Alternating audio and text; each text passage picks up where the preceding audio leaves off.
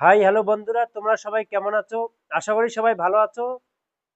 তো তোমাদের প্রত্যেককে স্বাগত জানাচ্ছি তোমাদের ইউটিউব চ্যানেলে। তো আমরা যে কনস্টিটিউশন ক্লাসগুলো পরপর করছি চ্যাপ্টার ওয়াইজ এবং চ্যাপ্টার ধরে ধরে, তো আমরা মেকিং অফ দ্য কনস্টিটিউশন অথবা historical background of the constitution অথবা গণপরিষদ, এই যে তিনটে চ্যাপ্টার মিলে একটা চ্যাপ্টারের মধ্যেই, মানে তিনটে ক্লাস মিলে তিনটে চ্যাপ্টার আমরা শেষ করেছি। এক হচ্ছে মেকিং অফ দ্য কনস্টিটিউশন, অর্থাৎ ভারতীয় সংবিধানটা কেমন করে তৈরি হলো এবং কেমন করে ভারতীয় সংবিধানটা আসলো এবং সেই সংবিধানটা কারা তৈরি করলো, সেটা নিয়ে আমরা তিনটে ক্লাস দিয়েছি। এবং তারপরে যে চ্যাপ্টারটা আমরা শুরু করেছি সেটা হচ্ছে প্রিএমবেল অফ দ্য কনস্টিটিউশন, অর্থাৎ ভারতীয় সংবিধানের প্রস্তাবনা। তো ভারতীয় সংবিধানের প্রস্তাবনার অলরেডি দুটো ক্লাস হয়ে গেছে আমাদের, আজকে 3 নম্বর ক্লাস। অর্থাৎ তো আজকে আমরা চেষ্টা করব ক্লাসটা অর্থাৎ এই চ্যাপ্টারটা শেষ করে দেওয়ার জন্য। তো চলো শুরু করা যাক। তো আগের দিন আমরা দেখলাম যে ভারত হচ্ছে কি, ভারত হচ্ছে একটা সার্বভৌম সমাজতান্ত্রিক ধর্মনিরপেক্ষ গণতান্ত্রিক প্রজাতন্ত্র দেশ। অর্থাৎ এই যে শব্দগুলো সভরেন মানে সার্বভৌম, গণতান্ত্রিক, সমাজতান্ত্রিক, প্রজাতন্ত্র, ধর্মনিরপেক্ষ, এই যে শব্দগুলো, এই শব্দগুলোর আসলে মানে কি, এই শব্দগুলোর কে কেন ভারতীয় সংবিধানে জায়গা দেওয়া হয়েছে বা ভারতীয় সংবিধানের প্রস্তাবনা এই শব্দগুলোকে রাখার মানেটা কি, অর্থাৎ এক কথা এই শব্দগুলো সম্পর্কে ব্যাখ্যা আমরা ডিটেলসে জানবো। এবং অলরেডি আমরা সভরেন শব্দটার মানে অলরেডি আমরা ডিটেলসে জেনে গেছি। তো আজকে আমরা যে শব্দ অর্থাৎ পরের শব্দটা, সেটা হচ্ছে কি, সেটা হচ্ছে সোশ্যালিস্ট বা সমাজ। দেখো, তো আজকে আমরা যে শব্দটার মানে জানবো এবং যে শব্দটা সম্পর্কে ডিটেলসে আলোচনা করব সেটা হচ্ছে সমাজতান্ত্রিক বা সোশ্যালিস্ট। দেখো, প্রথম প্রশ্ন হচ্ছে আসলে সমাজতান্ত্রিক ব্যাপারটা কি। তো দেখো, এই যে সমাজতন্ত্র বা সোশ্যালিস্ট শব্দটা, তো এটা মনে রাখবে যে মূল সংবিধানে যে ছিল বা মূল সংবিধানের প্রস্তাবনায় এই শব্দটা কিন্তু আমাদের ছিল না। এবং এটা কবে ভারতীয় সংবিধানে যুক্ত করা হয়? তো তোমরা সবাই জানো যে আজ পর্যন্ত ভারতীয় সংবিধানের প্রস্তাবনাটি কেবলমাত্র একবারই সংশোধন করা হয়েছিল। এবং সেটা কবে? সেটা হচ্ছে 1976 সালেই 42তম সংবিধান সংশোধনীর মাধ্যমেই, অ্যামেন্ডমেন্ট অ্যাক্ট অর্থাৎ 1976 সালে 42তম সংবিধান সংশোধনীর মাধ্যমে আজ পর্যন্ত ভারতীয় সংবিধানের প্রস্তাবনাটাকে একবারই সংশোধন করা হয়েছে। এবং সেই সংশোধনের মধ্য দিয়েই এই সোশ্যালিস্ট শব্দটিকে ভারতীয় সংবিধানের সঙ্গে অ্যাড করা হয়েছে। তাহলে অ্যাডেড বাই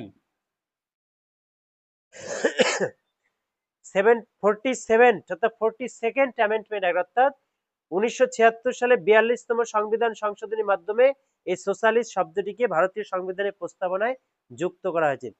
তো দেখো, এই যে শব্দটা, এই শব্দটার মানে কি। এবার কথা হচ্ছে এই যে সোশ্যালিস্ট বা সোশ্যালিজম, এই শব্দটার, দেখো এই শব্দটা দিয়েছিল কে? Karl Marx. তো তোমরা সবাই জানো কার্ল মার্কস, এই কার্ল মার্কস নামক এক ব্যক্তি এই সাম্রাজ্যবাদী শব্দটার হচ্ছে প্রবক্তা।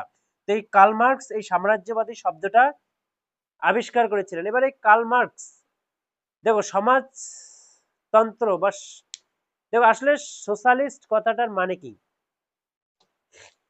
দেখো, এই যে সমাজতন্ত্র শব্দটা, এটা হচ্ছে কার্ল মার্কস 19th সেঞ্চুরিতে দিয়েছিলেন। এবং অর্থাৎ তিনি এমন একটা সমাজ তৈরি করতে চেয়েছিলেন যে সমাজের মধ্যে কোনো রকম কোনো ভেদাভেদ থাকবে না, না উচ্চ না নিচ, মানে কোন রকম কোনো, অর্থাৎ না ধনী না গরিব, অর্থাৎ একটা সমাজের মধ্যে অন্তর্ভুক্ত সমস্ত মানুষ সমান হবে, অর্থাৎ একদম বরাবর। কেউ ছোট মানে উচ্চ নিচ, ধনী গরিব এরকম কোনো ব্যাপার নেই। সবাই হচ্ছে কি, সবাই সমান, আর্থিক দিক দিয়ে সবাই সমান। অর্থাৎ একটা সমাজের মধ্যেই বসবাস করা মানুষেরা প্রত্যেকে হচ্ছে বরাবর। তো এরকম তিনি একটি থিওরি দিয়েছিলেন, এটাকেই বলা হয় সমাজবাদী থিওরি। তো দেখো, তিনি হচ্ছে এই তত্ত্বটা দিয়েছিলেন। অর্থাৎ তিনি ভেবেছিলেন যে এমন একটা সমাজ তৈরি করবেন, তিনি তিনি চাইছিলেন যে এমন একটা সমাজ তৈরি করবেন যে সমাজের প্রত্যেকটা মানুষ সবাই বরাবর হবে, যার মধ্যে কোনো রকম কোনো ভেদাভেদ থাকবে না। এবার কিন্তু তিনি যখন এই থিওরিটা দিয়েছিলেন, ওই সময় হচ্ছে কি, ওই সময় ছিল 19th সেঞ্চুরি। এবার ওই সময় মানুষ সব থেকে বেশি যে চিন্তাটা করতো সেটা হচ্ছে খাবার, অর্থাৎ কেমন করে মানুষ খাবে এবং খেয়ে পরে বেঁচে থাকবে। সেটা নিয়েই মানুষ টেনশন করতো। তো তার জন্য সেই সময় মানুষের এটা লক্ষ্য ছিল না যে কেমন করে হচ্ছে কি, অর্থাৎ সেই সময় না আইফোন ছিল, না হচ্ছে তোমার বিএমডব্লিউ ছিল, না হচ্ছে এসি ছিল, টিভি ছিল, ফ্রিজ ছিল, এরকম কোনো কিছু ছিল না। তো মানুষের ওই সময় শুধু লক্ষ্য একটাই ছিল, খাওয়া দাওয়া এবং হচ্ছে বেঁচে থাকা, অর্থাৎ এক কথায় সার্ভাইভ করা। তো এই সময় এর জন্য ওই সময়ের ক্ষেত্রে এই কথাটা ঠিক ছিল যে প্রত্যেকটা মানুষ একটা সমাজের মধ্যে সবাই সমান হবে। তো তিনি এমন একটা সমাজের স্বপ্ন দেখেছিলেন, কিন্তু ওই সময় তিনি যে সময় স্বপ্ন দেখেছিলেন তখন মানে এই থিওরিটা ঠিক ছিল, কিন্তু বর্তমান সময়ে সে 90-তে বা 2020-তে বা 21st সেঞ্চুরি, এই বর্তমান সময়ে দেখো খাওয়াটা মানুষের হচ্ছে একটা সেকেন্ডারি নিড। এটা হচ্ছে একটা কি সেকেন্ডারি নিড, অর্থাৎ এই খাওয়া নিয়ে আজকে কোনো মানুষের এটা টেনশন নেই যে সে কি খাবে, অর্থাৎ খাওয়া পড়া এটা তো সে অলরেডি হয়ে যায়, কোনো টেনশন নেই। কিন্তু এখন মানুষের হচ্ছে, দেখো আজকে যদি তোমাদের বাড়ির পাশে কেউ যদি একটা আইফোন নেয়, তাহলে তোমাদের ইচ্ছে থাকবে কি তার থেকেও বেশি কিছু নেওয়া।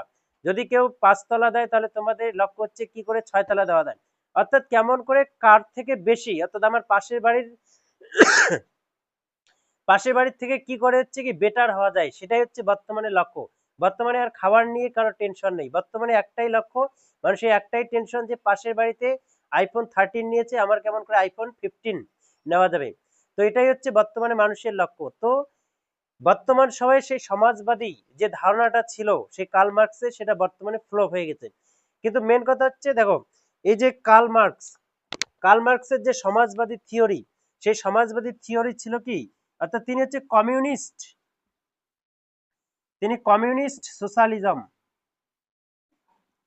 তিনি যে থিওরিটা দিয়েছিলেন সেটা হচ্ছে কমিউনিস্ট সোশ্যালিজম। অর্থাৎ তিনি বলেছিলেন যে একটা দেশের যত ইকোনমিক সেক্টর রয়েছে, সমস্ত ইকোনমিক সেক্টরের উপর কন্ট্রোল থাকবে শুধুমাত্র সরকারের, অর্থাৎ যত ইকোনমিক সেক্টরগুলো রয়েছে সেই সমস্ত ইকোনমিক সেক্টরের উপর সরাসরি কন্ট্রোল সরকারের থাকবে এবং কোনো রকম কোনো প্রাইভেট কোম্পানি থাকবে না।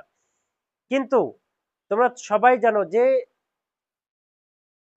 যত প্রাইভেট সেক্টর বেশি হবে এবং যত সরকারের থেকে প্রাইভেট কোম্পানিগুলোর বেশি উন্নত হবে, তত কি হবে, তত হচ্ছে দেখো প্রাইভেট কোম্পানিগুলোকে দেখেই যে সরকারি কোম্পানিগুলো আছে সেগুলো দ্রুত উন্নত হবে। অর্থাৎ এর জন্য কিন্তু মেন কথা হচ্ছে তিনি যে বলেছিলেন, তিনি কি বলেছিলেন যে যে সমস্ত সেক্টর রয়েছে একটা দেশের, যে সমস্ত ইকোনমিক সেক্টর রয়েছে সেই সমস্ত ইকোনমিক সেক্টরের উপর সব থেকে অর্থাৎ ডাইরেক্টলি কন্ট্রোল হওয়া দরকার সরকারের, নাকি প্রাইভেট সেক্টরের। কিন্তু মেন কথা হচ্ছে কি যে প্রাইভেট সেক্টর যত বেশি হবে তত দেশ উন্নত হবে, কারণ হচ্ছে একটা সরকারি চাকরিতে একজন গভর্নমেন্ট সার্ভেন্ট যতটা না পরিশ্রম করে তার থেকে 10 গুণ বেশি পরিশ্রম করে হচ্ছে কি একটা প্রাইভেট কোম্পানির সার্ভেন্টেরা। অর্থাৎ যারা হচ্ছে সরকারি কর্মচারী তারা সেরকম পরিশ্রম করতে চায় না, কিন্তু একজন প্রাইভেট কর্মচারী তার থেকে অনেক বেশি গুণ পরিশ্রম করতে পারে এবং করে। তো অটোমেটিক্যালি যদি আমরা দেখি তাহলে কি হবে যে প্রাইভেট সেক্টর গুলো তাড়াতাড়ি উন্নত লাভ করে নাকি সরকারি সেক্টর গুলো। তো যে সমস্ত শিল্পায়ন রয়েছে, বড় বড় ইন্ডাস্ট্রি রয়েছে, সেগুলোর উপর যদি আমাদের সরকারের কন্ট্রোলের থেকে বেশি করে হচ্ছে প্রাইভেট কোম্পানি কন্ট্রোল থেকে, তাহলে কি হবে, সেগুলো দ্রুত উন্নতি লাভ করবে। কিন্তু তিনি বলেছিলেন কি সেগুলোর উপর শুধুমাত্র সরকারের কন্ট্রোল থাকা দরকার। কিন্তু আমাদের যে ভারতের যে সোশ্যালিজম, সেটা হচ্ছে গান্ধীজির দেওয়া। দেখো এবার আমাদের এই যে সোশ্যালিজম সেটা কিন্তু হচ্ছে কি কার্ল মার্কসের দেওয়া নয়, সেটা হচ্ছে গান্ধীজির দেওয়া। তার জন্য আমাদের এই সোশ্যালিজমকে কি বলা হয়, গান্ধীয়ান সোশ্যালিজম বলা হয়।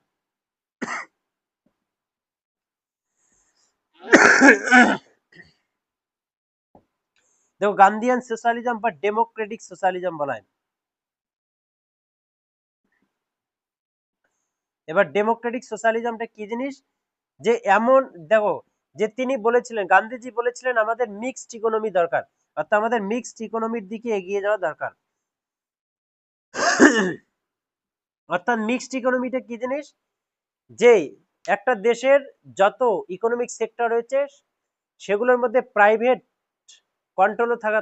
কোম্পানিরও কন্ট্রোল থাকা দরকার এবং গভর্নমেন্ট অর্থাৎ সরকারেরও কন্ট্রোল থাকা দরকার। অর্থাৎ কি দুজনেই মিলেমিশে কাজ করবে, অর্থাৎ প্রাইভেট কোম্পানিগুলো মিলেমিশে কাজ করবে এবং হচ্ছে সরকারি হচ্ছে কোম্পানিগুলো কি করবে এবং সরকারি সেক্টর গুলো হচ্ছে কি করবে, সেগুলো অর্থাৎ দুজনেই মিলেমিশে কাজ করবে এবং হচ্ছে কি সামনের দিকে এগিয়ে যাবে, অর্থাৎ মিক্সড ইকোনমি। সেখানে সরকারেরও আধিপত্য থাকবে এবং হচ্ছে প্রাইভেট সেক্টরেরও আধিপত্য থাকবে। তো এটা হচ্ছে কি, এটা হচ্ছে সোশ্যালিজম। অর্থাৎ সোশ্যালিজম হচ্ছে কি এমন একটা দেশ যে দেশের মধ্যে থাকা সমস্ত ইকোনমিক সেক্টরের উপর প্রাইভেট কোম্পানি এবং সরকার দুজনেরই কন্ট্রোল থাকবে। তো এটা হচ্ছে সোশ্যালিজম। তাহলে কি আমাদের এই যে সোশ্যালিজম, সেটা কিন্তু গান্ধীজির দেওয়া, এটাকে গান্ধীয়ান সোশ্যালিজম বলা হয় অথবা ডেমোক্রেটিক সোশ্যালিজম বলা হয়। তো দেখো বর্তমানে কার্ল মার্কসের এই যে সোশ্যালিজমের ধারণা সেটা বিলকুল ফ্লপ হয়ে গিয়েছে। কারণ কি, কারণ বর্তমানে দেখো বর্তমানে হচ্ছে ইকোনমির দিক থেকেই মানুষের যত ভেদাভেদ হবে তত কি হবে, মানুষ উন্নত হবে। কারণ একজনকে বড় বড় লোককে দেখে সাধারণ লোকেরা কি করবে, নিজেকে উন্নত করার চেষ্টা করবে। তো বর্তমানে এই ভেদাভেদটা থাকার দরকার। তাহলে কি হবে, তাহলে হচ্ছে মানে একজনকে দেখে আরেকজন সামনের দিকে এগিয়ে যাবে এবং হচ্ছে কি ইকোনমিক যে সেক্টর সেগুলো হচ্ছে কি হবে, অর্থাৎ সেটা হচ্ছে দিন দিন উন্নত হয়ে যাবে। তো গেল, এটা হলো সোশ্যালিজম বা সোশ্যালিস্ট।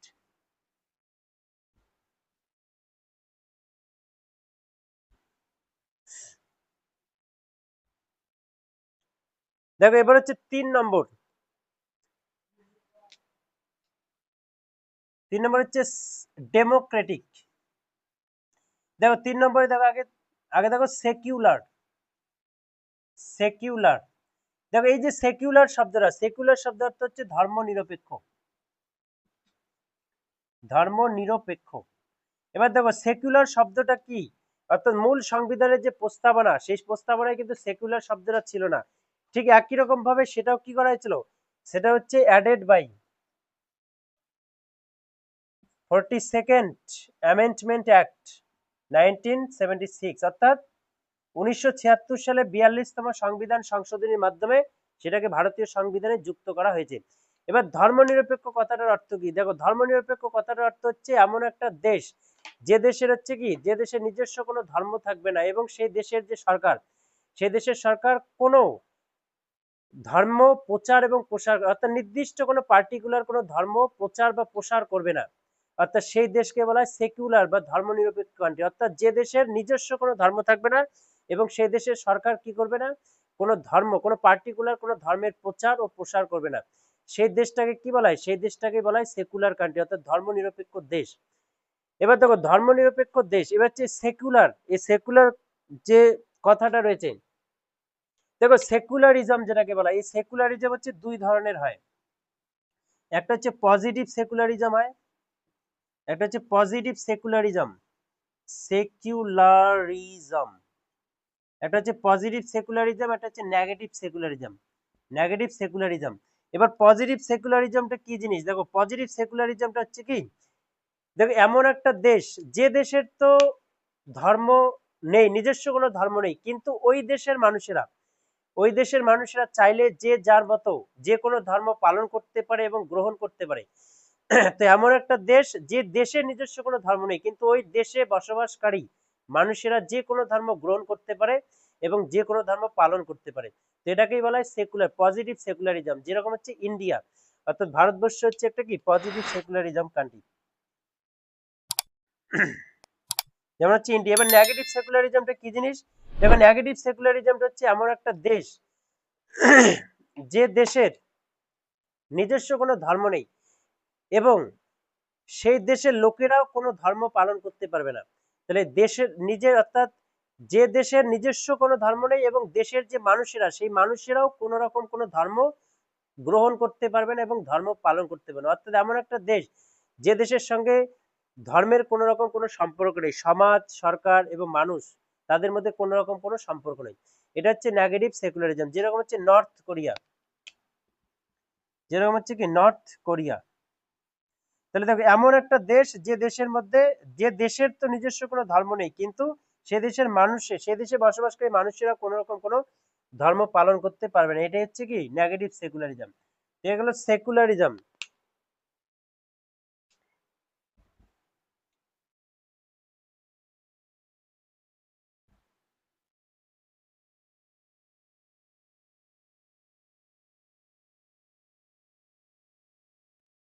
তো দেখো এরপর এরপর হচ্ছে ডেমোক্রেটিক। এবার 4 নম্বর শব্দ হচ্ছে কি ডেমোক্রেটিক। দেখো ডেমোক্রেটিক, ডেমোক্রেটিক মানে হচ্ছে গণতান্ত্রিক। এবার ডেমোক্রেটিক কথাটা হচ্ছে গণতান্ত্রিক, অর্থাৎ এমন একটা দেশ, এই যে ডেমোক্রেটিক কান্ট্রি, ডেমোক্রেটিক শব্দের অর্থ হচ্ছে গণতান্ত্রিক দেশ। তো ডেমোক্রেটিক কান্ট্রি বা গণতান্ত্রিক দেশ হচ্ছে এমন একটা দেশ, দেখো দেশ, যে দেশের হচ্ছে সরকার বা যে দেশের হচ্ছে কি প্রধান, অর্থাৎ এক কথা হচ্ছে যে দেশের সরকার জনগণের দ্বারা নির্বাচিত হন, অর্থাৎ ইলেক্টেড বাই দ্য পিপল, অর্থাৎ government elected by the people, অর্থাৎ দেশের যে সরকার, অর্থাৎ যে দেশটাকে পরিচালনা করে, অর্থাৎ তিনি কি হন, তিনি হচ্ছে জনগণের দ্বারা নির্বাচিত হন এবং তিনি জনগণের কল্যাণের জন্য কাজ করেন, সেই দেশটাকে বলা হয় ডেমোক্রেটিক কান্ট্রি। অর্থাৎ এমন একটা দেশ যে দেশের সরকার জনগণের, অর্থাৎ যে দেশের সরকার বা অর্থাৎ সেই দেশটাকে যে যে মানুষেরা পরিচালনা করে তারা কি হয়, তারা জনগণের দ্বারা নির্বাচিত হন এবং তারা জনগণের কল্যাণের জন্য কাজ করেন, তাকেই বলা হয় ডেমোক্রেটিক কান্ট্রি, অর্থাৎ গণতান্ত্রিক। এবার দেখো এই যে ডেমোক্রেটিক কান্ট্রি রয়েছে, এবার ডেমোক্রেটিক কান্ট্রি হচ্ছে দুই ধরনের। দেখো আসলে হচ্ছে কি, আমরা কেমন করে বুঝবো যে আসলে একটা দেশ ডেমোক্রেটিক নাকি ডেমোক্রেটিক নয়? দেখো কেমন করে আমরা বুঝবো যে একটা দেশ ডেমোক্রেটিক আর একটা দেশ ডেমোক্রেটিক নয়? তাহলে দেখো, দেখো এই ডেমোক্রেটিক, কোন একটা দেশ ডেমোক্রেটিক এবং কোন একটা দেশ ডেমোক্রেটিক নয় সেটা বোঝার জন্য আমাদের সব থেকে যেটা লক্ষ্য করতে হবে সেটা হচ্ছে বাই পার্টি, বাই পার্টি বা সিঙ্গেল, বাই পার্টি বা মাল্টি পার্টি সিস্টেম। আর একটা হচ্ছে কি, একটা হচ্ছে সিঙ্গেল পার্টি সিস্টেম। দেখো সিঙ্গেল, সিঙ্গেল পার্টি সিস্টেম। তাহলে কোন কোন দেশ ডেমোক্রেটিক আর কোন দেশ ডেমোক্রেটিক নয় সেটা কেমন করে বুঝবো? দেখো যে দেশগুলো হচ্ছে কি ডেমোক্রেটিক কান্ট্রি, সেই দেশগুলোতে কি হয়, সেই দেশগুলোতে মাল্টি, যে বাই পার্টি বা মাল্টি পার্টি সিস্টেম ব্যবস্থাটা থাকে। অর্থাৎ বাই পার্টি মানে কি, দুটি পার্টি, মাল্টি পার্টি মানে দুইয়ের বেশি, দুইয়ের বেশি সেই পার্টি সেই দেশে থাকে। তাহলে দেখো এমন একটা দেশ যে দেশে কি হয়, দুটি পার্টি থাকে বা দুইয়ের অধিক পার্টি থাকে, যেরকম আমাদের দেশে অনেকগুলো party, CPM, BJP, TMC, Congress, এরকম অনেক পার্টি রয়েছে। দেখো বর্তমানে হচ্ছে কি, বর্তমানে হচ্ছে আমাদের দেশে হাজারেরও বেশি পার্টি রয়েছে এরকম। ইলেকশন কমিশনারের দেখো ডাটা অনুযায়ী বর্তমান সময়ে আমাদের দেশে হাজারেরও বেশি পার্টি রয়েছে। তো এর জন্য হচ্ছে কি, এর জন্য আমাদের দেশ হচ্ছে ডেমোক্রেটিক কান্ট্রি।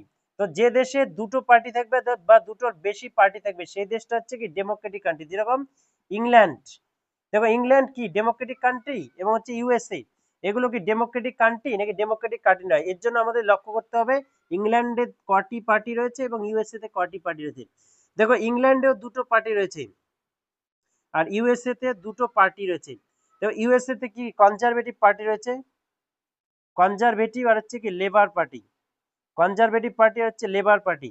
আর ইংল্যান্ডে হচ্ছে ডেমোক্রেটিক পার্টি হচ্ছে কি, আর হচ্ছে তোমার দেখো ডেমোক্রেটিক পার্টি রয়েছে। দেখো ইংল্যান্ড আর হচ্ছে ইউএসএ, এরা হচ্ছে কি এক কথায়, দেখো এরা হচ্ছে কি, এরা হচ্ছে তোমার ডেমোক্রেটিক কান্ট্রি। কারণ হচ্ছে কি, কারণ এগুলো দেশেও দুটি পার্টি বা দুইয়ের বেশি পার্টি রয়েছে। এবার হচ্ছে সিঙ্গেল পার্টি সিস্টেম। দেখো সিঙ্গেল পার্টি সিস্টেম মানে এমন একটা দেশ যে দেশে কেবলমাত্র একটাই পার্টি থাকবে এবং সেটাই শাসন করবে এবং সেখানে কোন রকম কোনো কি ভোট, দেখো যখন পার্টি একটাই হবে তখন তো ভোট, অর্থাৎ সেরকম ভোটার কোনো সিস্টেম থাকবে না ভোট দেওয়া। তো দেখো, তো এই যে সিঙ্গেল পার্টি হচ্ছে এমন একটা দেশ যে দেশে কেবলমাত্র কি হবে, কেবলমাত্র হচ্ছে একটাই পার্টি থাকবে। এবং যেরকম হচ্ছে PPC, people's party of China, যেমন হচ্ছে চায়না, চায়নাতে কি আছে, কেবলমাত্র একটাই পার্টি রয়েছে, সেটা হচ্ছে কি পিপিসি, অর্থাৎ পিপলস পার্টি অফ চায়না। তো চায়না হচ্ছে কি, এবার প্রশ্ন আসবে কি চায়না কি ডেমোক্রেটিক কান্ট্রি, যে না চায়না ডেমোক্রেটিক কান্ট্রি নয়। কারণ কি, চায়নাতে সিঙ্গেল পার্টি সিস্টেম, কেবলমাত্র একটাই পার্টি রয়েছে, সেটা হচ্ছে PPC, people's party of China. USA দুটো পার্টি রয়েছে, কনজারভেটিভ পার্টি, লেবার পার্টি। এবার তো ইংল্যান্ডে দুটো পার্টি, একটা হচ্ছে ডেমোক্রেটিক পার্টি, একটা হচ্ছে কি তাহলে দেখো, তাহলে হচ্ছে কি সিঙ্গেল পার্টি সিস্টেম আর হচ্ছে বাই পার্টি সিস্টেম।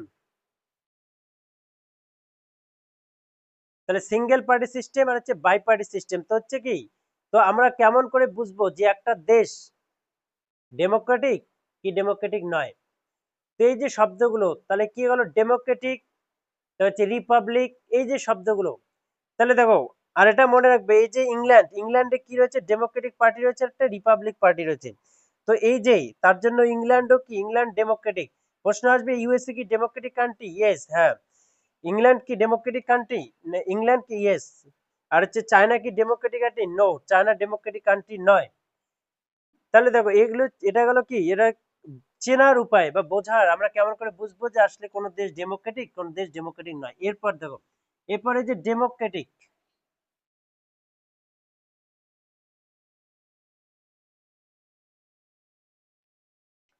এবার ডেমোক্রেটিক কান্ট্রি গুলো দু ধরনের হয়, একটা হচ্ছে ডাইরেক্ট ডেমোক্রেটিক, এটা হচ্ছে আবার দুটি ভাগে বিভক্ত, একটা হচ্ছে ডাইরেক্ট ডেমোক্রেটি, ডাইরেক্ট ডেমোক্রেটি, একটা হচ্ছে ইনডাইরেক্ট ডেমোক্রেটি।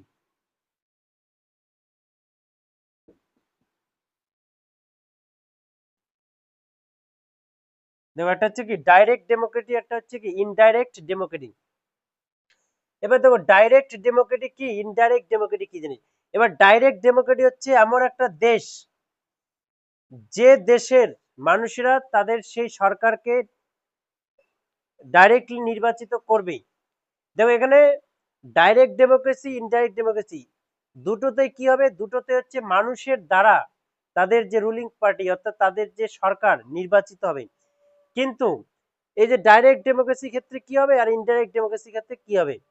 দেখো ডাইরেক্ট ডেমোক্রেসি ক্ষেত্রে কি হবে, যে সরকার নির্বাচন করার পর সরকার যদি কোনো কাজকর্ম করে, অর্থাৎ সরকার যা যা কিছুই করুক না কেন, যে কোনো কাজ করার ক্ষেত্রে কি করবে সরকার, দেখো সরকার যে কোনো কাজ করার আগে যদি তাদের দেশে জিএসটি লাগু করে, বা কোনো রকম কোনো আইন পাস করে, বা কোনো রকম কোনো কিছু করে, বা কোনো একটা দেশের সঙ্গে যুদ্ধ করে, অর্থাৎ যা কিছু হোক না কেন, কোনো কিছু করার আগে তারা কি করবে, তারা সবসময় হচ্ছে জনগণের কাছে যাবে। অর্থাৎ কোনো কিছু করার আগে তারা সবসময় জনগণের কাছে যাবে এবং তাদের মতামত নেবে, যে আমরা এটা করতে পারি কি পারি না। যেরকম হচ্ছে সব, অর্থাৎ ডমিনিয়ন স্ট্যাটাসে ছিল, কি ছিল, যে যে দেশ ডমিনিয়ন স্ট্যাটাসের অন্তর্ভুক্ত হবে বা ডমিনিয়ন ইন্ডিপেন্ডেন্সটাকে গ্রহণ করবে, তারা কি করবে, তারা সবসময় হচ্ছে ব্রিটিশ কুইন এর কাছ থেকে কি করবে, পারমিশন নেবে, যে আমরা কি এটা করতে পারি নাকি করতে পারি না। ঠিক একই রকম ভাবে ডাইরেক্ট ডেমোক্রেসিতে কি হবে, সরকার সবসময় কি করবে, তাদের দেশের জনগণের কাছে যাবে এবং গিয়ে বলবে যে আমরা কি এটা করতে পারি। যদি জনগণ পারমিশন দেয় তাহলেই তারা করতে পারবে, এবং না হলে কি তারা করতে পারবে না। এটা হচ্ছে ডাইরেক্ট ডেমোক্রেসি, অর্থাৎ সরকার কোনো কিছু করার আগে জনগণের কাছে যাবে, গিয়ে হচ্ছে তাদের কাছ থেকে পারমিশন নেবে। এবার ইনডাইরেক্ট ডেমোক্রেসি কি রকম, দেখো ইনডাইরেক্ট ডেমোক্রেসিতে কি হবে, জনগণ তাদের সরকার নিয়োগ করবে বা নির্বাচন করবে ভোটের মাধ্যমে, এবং তারপর হচ্ছে কি তারা সরকারের কাজের মধ্যে কোনো রকম কোনো হস্তক্ষেপ করবে না। তারা সরকারকে নিয়োগ করবে, কিন্তু সরকার যা কাজকর্ম করার তারা নিজেরাই করবে। তারা যদি কোনো কিছু করতে চায়, অর্থাৎ তারা নিজেরাই করবে, তারা কখনো জনগণকে গিয়ে বলবে না আমরা কি এটা করব নাকি করতে, মানে করব কি করব না। তো তারা, অর্থাৎ আমরা আমাদের সরকারকে নিয়োগ করবে এবং সরকার যা কিছু করার, আইন টাইন তৈরি করার, যা কিছু করার তারা নিজেরাই করবে। তাদের, অর্থাৎ তাদের কাজে হচ্ছে কি, জনগণ কখনো হস্তক্ষেপ করবে না। কিন্তু ডাইরেক্ট ডেমোক্রেসিতে কি হবে, জনগণ সরকারের কাজে হস্তক্ষেপ করবে। ইনডাইরেক্ট ডেমোক্রেসিতে সরকার, মানে জনগণ সরকারের কাজে হস্তক্ষেপ করবে, তারা সরকার নিয়োগ করবে, কিন্তু তারপর যা কিছু করার সরকারই করবে।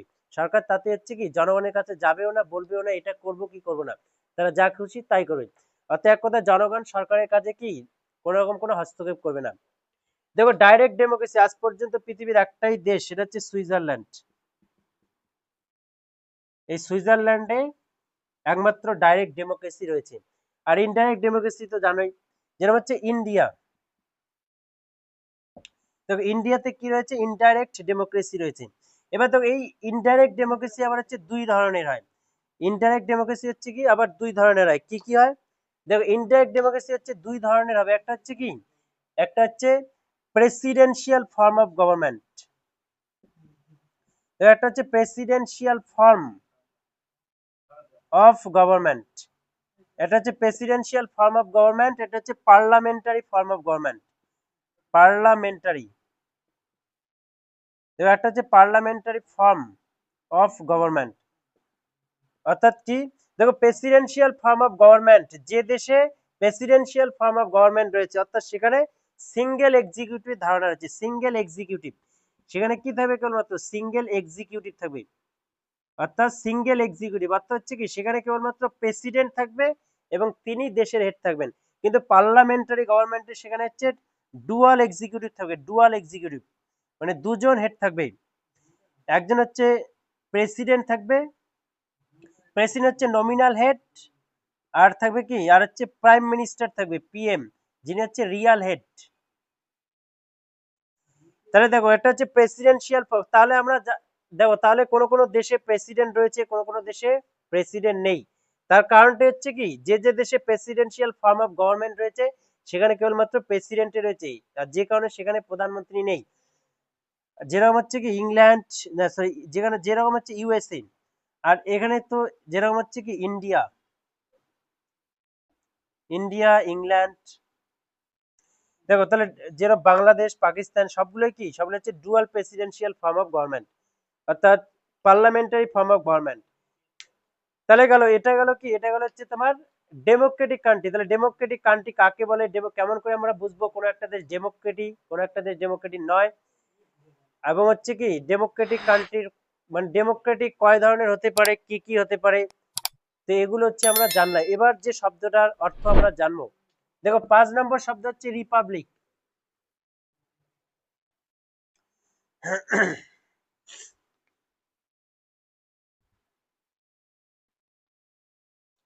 দেখো 5 নম্বর শব্দ হচ্ছে কি রিপাবলিক।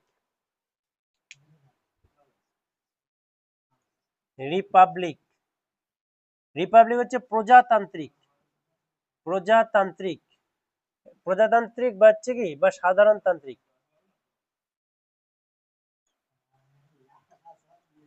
দেখো প্রজাতান্ত্রিক বা সাধারণতান্ত্রিক কথাটার অর্থ কি, দেখো প্রজাতান্ত্রিক বা সাধারণতান্ত্রিক কথাটার অর্থ হচ্ছে যে দেশের প্রমুখ, কোন একটা দেশের হেড কে হন, প্রেসিডেন্ট হন, তো যে দেশের প্রমুখ জনগণের দ্বারা, অর্থাৎ যে দেশের প্রমুখ কি হয়, যে দেশের প্রমুখ জনগণের দ্বারা নির্বাচিত, অর্থাৎ দেখো যে দেশের প্রমুখ হচ্ছে নিয়োগ বা নির্বাচন পদ্ধতির মধ্য দিয়ে আসেন, অর্থাৎ যে দেশের প্রমুখ কি হয়, যে দেশের প্রমুখ হচ্ছে নির্বাচন বা নিয়োগ বা ইলেকশনের মধ্য দিয়ে নির্বাচিত হন, যে দেশের অর্থাৎ দেশের প্রমুখ কি হন, প্রেসিডেন্ট হন। তো যে দেশের প্রমুখ কি হয়, যে দেশের প্রমুখ হচ্ছে তোমার কি হয়, যে দেশের প্রমুখ হচ্ছে নির্বাচনের মধ্য দিয়ে বা ইলেকশনের মধ্য দিয়ে নির্বাচিত হন, সেই দেশকে কি বলা হয়, সেই দেশকে রিপাবলিক কান্ট্রি বলা হয়। তাহলে দেখো এবার কথা হচ্ছে ভারত কি রিপাবলিক, কি রিপাবলিক নয়। এবার প্রশ্ন আসে মাঝে মাঝে, দেখো যেরকম হচ্ছে কোন কোন দেশ রিপাবলিক, আর হচ্ছে কোন কোন দেশ রিপাবলিক আর হচ্ছে ডেমোক্রেটিক, আর কোন কোন দেশ দুটোই, বোথ 1 and 2। তাহলে দেখো তাহলে হচ্ছে ডেমোক্রেটিক কান্ট্রি আর হচ্ছে রিপাবলিক কান্ট্রি। দেখো যেরকম হচ্ছে কি, যেরকম ইন্ডিয়া, যদি বলা হয় যে ভারত, ভারত হচ্ছে কি ডেমোক্রেটিক কান্ট্রি না রিপাবলিক কান্ট্রি, তো দেখো ভারত হচ্ছে কি, ভারত দুটোই, ভারত হচ্ছে কি দুটোই, যেরকম হচ্ছে ভারত, ভারত হচ্ছে কি দুটোই রিপাবলিক এবং ডেমোক্রেটিক। কারণ হচ্ছে কি ভারতের যে প্রেসিডেন্ট নির্বাচন পদ্ধতির দ্বারাই আসেন, এবং ভারতে একের অধিক পার্টি রয়েছে, যেরকম হচ্ছে ইংল্যান্ড। দেখো ইংল্যান্ডে যে, ইংল্যান্ড কিন্তু রিপাবলিক কান্ট্রি নয়, কারণ হচ্ছে কি, কারণ ইংল্যান্ডের যে হেড সেটা আগে থেকেই নির্বাচন করা থাকে, অর্থাৎ তারা হচ্ছে বংশ পরস্পরায় কি হয়, নির্বাচিত হয়, তারা কখনো ভোটের মধ্য দিয়ে বা ইলেকশনের মধ্য দিয়ে আসে না। তো তাদের আগে থেকেই এটা সিদ্ধান্ত বা ডিসিশন করাই থাকে যে এনার পর কে রাষ্ট্রপতি হবেন। তো এর জন্য কি হয়, এর জন্য হচ্ছে ইংল্যান্ড কিন্তু রিপাবলিক কান্ট্রি নয়, ইংল্যান্ড ডেমোক্রেটিক কান্ট্রি, কারণ ইংল্যান্ডে কি রয়েছে, একের অধিক পার্টি রয়েছে, কিন্তু ইংল্যান্ড ডেমোক্রেটিক কান্ট্রি নয়। এবার যেরকম চায়না, যদি বলা হয় চায়না কি রিপাবলিক নাকি ডেমোক্রেটিক, দেখো চায়না কিন্তু ডেমোক্রেটিক কান্ট্রি নয়, কারণ হচ্ছে কি চায়নায় কেবলমাত্র একটা পার্টি রয়েছে। কিন্তু অন্যদিকে আমরা যদি চায়না কি রিপাবলিক, হ্যাঁ চায়না রিপাবলিক কান্ট্রি, কারণ হচ্ছে কি চায়নার যে হেড তিনি কি হন, তিনি হচ্ছেন নির্বাচিত হন জনগণের দ্বারা, অর্থাৎ নির্বাচন পদ্ধতির দ্বারা আসেন। তো এটা হচ্ছে কি, কোন একটা দেশ রিপাবলিক, কোন একটা দেশ ডেমোক্রেটিক, কোন দেশ দুটোই, এগুলো হচ্ছে আমরা জানলাম। তাহলে রিপাবলিক শব্দের অর্থ কি? যে দেশের প্রমুখ বা হেড নির্বাচন বা ইলেকশন বা নিয়োগ পদ্ধতির দ্বারা আসেন বা নির্বাচিত হন তাকে বলা হয় কি? Republic country.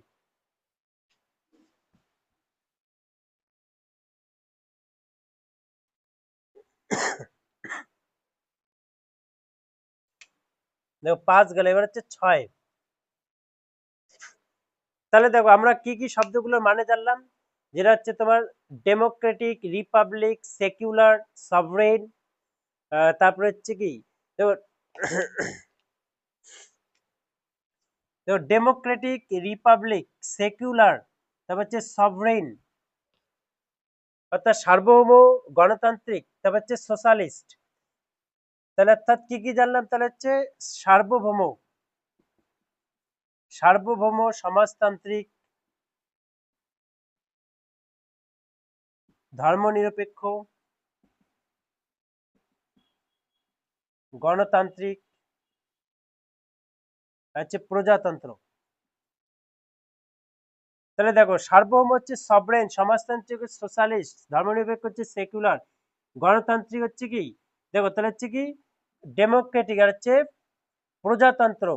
তাহলে এই যে শব্দগুলো, এই শব্দগুলোর হচ্ছে আমরা মানে জানলাম সার্বভৌম, সমাজতান্ত্রিক, ধর্মনিরপেক্ষ, গণতান্ত্রিক, প্রজাতন্ত্র। তাহলে দেখো প্রত্যেকটা শব্দ আমরা হচ্ছে কি মানেগুলো জানলাম এবং ডিটেলসে আলোচনা করলাম। তাহলে এবার হচ্ছে কি অর্থাৎ এক কথায় ভারত তাহলে আমাদের কি রকম দেশ? সার্বভৌম, সমাজতান্ত্রিক, ধর্মনিরপেক্ষ, গণতান্ত্রিক, প্রজাতন্ত্র।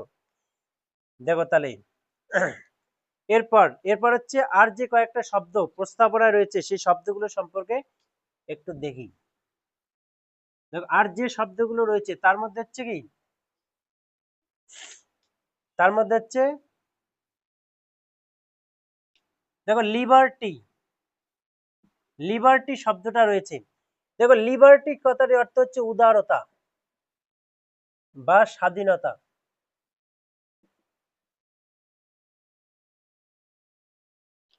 তাহলে লিবার্টি বা ইকুয়ালিটি, লিবার্টি উদারতা বা স্বাধীনতা। দেখো এর কথা অর্থ হচ্ছে দেশের প্রত্যেকটা মানুষ একদম সমস্ত দিক দিয়ে স্বাধীন। অর্থাৎ স্বাধীনতা মানে কি? দেশের প্রত্যেকটা মানুষ সামাজিক দিক দিয়ে, অর্থনৈতিক দিক দিয়ে, রাজনৈতিক দিক থেকে, মেন্টালি দিক থেকে, ফিজিক্যালি দিক দিয়ে, সব দিক দিয়ে স্বাধীন। তাদের উপর কেউ কোনো রকম কোনো প্রেশার বা চাপ সৃষ্টি করবে না। সেটাই হচ্ছে কি, সেটাকেই বলা হয় লিবার্টি। কিন্তু স্বাধীনতা, দেখো স্বাধীনতা মানে এই নয় যে তোমরা যা খুশি তাই করতে পারো। দেখো তোমরা ততক্ষণ পর্যন্তই স্বাধীন যতক্ষণ পর্যন্ত না তোমরা মানে অপরের বা অন্যজনের স্বাধীনতাকে কেড়ে নিচ্ছ। তাহলে যতক্ষণ পর্যন্ত তোমরা নিজের স্বাধীনতাটাকে উপভোগ করছো ততক্ষণ পর্যন্ত স্বাধীন। যখনই তোমরা হচ্ছে অন্যের স্বাধীনতাটাকে কেড়ে নেওয়ার চেষ্টা করবে তখনই কি হবে? তখনই তোমরা হচ্ছে কি, তখনই তোমার সেই স্বাধীনতাটাকে খর্ব করে দেওয়া হবে। তো এ হচ্ছে স্বাধীনতার বান্ডি, অর্থাৎ তুমি ততক্ষণ পর্যন্ত যা খুশি তাই করতে পারবে যতক্ষণ না পর্যন্ত তুমি অন্যের স্বাধীনতাটাকে কেড়ে নিচ্ছ। তো হলো লিবার্টি। দেখো এরপর হচ্ছে ইকুয়ালিটি। দেখো ইকুয়ালিটি আর্টিকেল হচ্ছে 14 থেকে 18। এখানে বলা হচ্ছে ইকুয়ালিটি কথা, যেটা ফান্ডামেন্টাল রাইটস এর অন্তর্গত। আর্টিকেল হচ্ছে 14 থেকে 18-তে ইকুয়ালিটির কথা রয়েছে। ইকুয়ালিটি হচ্ছে সবাই সমান, অর্থাৎ একটা সমাজে বসবাসকারী প্রত্যেকটা মানুষ হচ্ছে কি সমান। সেটা হচ্ছে ধার্মিক দিক থেকে হোক, রাজনৈতিক দিক থেকে হোক, লিঙ্গের দিক থেকে হোক, সেটা হচ্ছে বয়সের দিক থেকে হোক, প্রত্যেকটা মানুষই সবাই সমান, কারোর সঙ্গে কারো কোনো রকম ভেদাভেদ করা যাবে না। এটাকেই বলা হয় কি, এটাকেই বলা হয় তোমার ইকুয়ালিটি। এবার দেখবে হচ্ছে ফেটার্নিটি। ফেটার্নিটি দেখো এই যে লিবার্টি, লিবার্টি শব্দটা 51 আর্টিকেল হচ্ছে 51 অর্থাৎ ফান্ডামেন্টাল ডিউটিস এ রয়েছে। তাহলে এটা হচ্ছে লিবার্টি শব্দটা কোথায় রয়েছে? এটা হচ্ছে 51 অর্থাৎ ফান্ডামেন্টাল ডিউটিস এ রয়েছে। এটা হচ্ছে লিবার্টি। ইকুয়ালিটি হচ্ছে আর্টিকেল 14 থেকে 18 ফান্ডামেন্টাল রাইটস এ রয়েছে। এবার দেখো ফেটার্নিটি শব্দটা হচ্ছে কি, ফেটার্নিটি শব্দটা দেখো ফেটার্নিটি শব্দটা হচ্ছে ভ্রাতৃত্ববোধ। অর্থাৎ একটা দেশে বসবাসকারী প্রত্যেকটা মানুষ একে অপরের হচ্ছে কি ভাই ভাই, অর্থাৎ সবাই সবার সঙ্গে কি ভ্রাতৃত্ব বোধের সম্পর্ক গড়ে তুলবে এবং সেই ভ্রাতৃত্ব বোধটাকে হচ্ছে কি করবে, বোধটাকে হচ্ছে মানে টিকিয়ে রাখার চেষ্টা করবে। অর্থাৎ একে অপরের সঙ্গে সেই ভ্রাতৃত্ব বোধটাকে ছড়িয়ে দেওয়ার চেষ্টা করবে, অর্থাৎ একে অপরের সঙ্গে সুসম্পর্কটাকে মেনে নেবে এবং তারা হচ্ছে যেরকম ভাই ভাই সম্পর্ক রয়েছে সেরকম হচ্ছে পৃথিবীর প্রত্যেকটা, অর্থাৎ এই দেশের প্রত্যেকটা মানুষ একে অপরকে নিজের ভাইয়ের মতো ট্রিট করবে এবং আচরণ করবে, এবং অপর জন্য তার প্রতি ঠিক সেরকমই আচরণ করবে। তো এটাই গেল কি ফ্রেটার্নিটি। ফ্রেটার্নিটি। এবার হচ্ছে জাস্টিস। দেখো জাস্টিস কথাটা রয়েছে, দেখো ভারতীয় সংবিধানে 3 ধরনের জাস্টিস। জাস্টিস মানে হচ্ছে ন্যায় বিচার। ভারতীয় সংবিধানে 3 ধরনের ন্যায় বিচারের কথা বলা হয়েছে। এক নম্বর হচ্ছে কি, এক নম্বর হচ্ছে ইকোনমিক অর্থাৎ রাজনৈতিক। দেখো রাজনৈতিক, সামাজিক, আর হচ্ছে অর্থনৈতিক। অর্থনৈতিক। তাহলে ভারতীয় সংবিধানে কয় ধরনের জাস্টিস বা ন্যায় বিচারের কথা রয়েছে? 3 ধরনের, রাজনৈতিক, অর্থনৈতিক এবং হচ্ছে কি, এবং হচ্ছে সামাজিক। অর্থাৎ প্রত্যেকটা দিক দিয়ে মানুষদেরকে কি করতে হবে, মানুষদেরকে ন্যায় বিচার দিতে হবে। অর্থাৎ প্রত্যেকটা দিক দিয়েই, এই 3 দিক দিয়ে মানুষের সঙ্গে ন্যায় বিচার করতে হবে, এবং মানুষকে কি করতে, মানুষকে হচ্ছে তার স্বাধীনতাটাকে ধরে রাখার সেই স্বাধীনতা দিতে হবে। তো দেখো এই যে শব্দগুলো গেল, এবার আর একটা যে শব্দ রয়েছে সেটা হচ্ছে ইন্টিগ্রিটি। দেখো ইন্টিগ্রিটি শব্দটা রয়েছে, ইন্টিগ্রিটি। দেখো ইন্টিগ্রিটি শব্দটার হচ্ছে অর্থ হচ্ছে অখণ্ডতা, অখণ্ডতা। এবারে ইন্টিগ্রিটি শব্দটা কিন্তু ভারতীয় সংবিধানের মূল প্রস্তাবনায় ছিল না। এটাও কি হয়, এটা হচ্ছে কি 1976 সালে 42তম সংবিধান সংশোধনী আইনের মধ্য দিয়ে যুক্ত করা হয়। দেখো মানে হচ্ছে অ্যামেন্ডমেন্ট অ্যাক্ট, তাতে অ্যামেন্ডমেন্ট মানে সংবিধান সংশোধনী আইন। তাহলে দেখো এই যে ইন্টিগ্রিটি, অখণ্ডতা শব্দটি কি হয়, এটা হচ্ছে 1976 সালে 42তম সংবিধান সংশোধনের মাধ্যমে যুক্ত করা হয়, এবং ইন্টিগ্রিটি শব্দের অর্থ হচ্ছে অখণ্ডতা। অর্থাৎ ভারতবর্ষের প্রত্যেকটা মানুষ এবং সরকার থেকে শুরু করে তারা কি করবে, ভারতবর্ষটাকে অখণ্ড রাখার চেষ্টা করবে। অর্থাৎ যাতে কি হয়, যাতে হচ্ছে খণ্ড খণ্ড হয়ে না যায়। অর্থাৎ যাতে হচ্ছে কি সবাই মিলেমিশে একসঙ্গে থাকে, এবং সবাই সবার সঙ্গেই, দেখো সবাই সবার সঙ্গে কি ভালো রকম সম্পর্ক নিয়ে থাকে এবং বসবাস করে। অর্থাৎ যাতে কোনো রকম কোনো ভেদাভেদ, ভেদভাব সৃষ্টি না হয়, এটাই হচ্ছে ইন্টিগ্রিটি, অর্থাৎ অখণ্ডতা। অর্থাৎ ভারতবর্ষ যেরকম আছে সেরকমই থাকে, কোনো রকম কোনো যাতে সেটাকে খণ্ড করা না হয়, অর্থাৎ অখণ্ড রাখার চেষ্টা করা।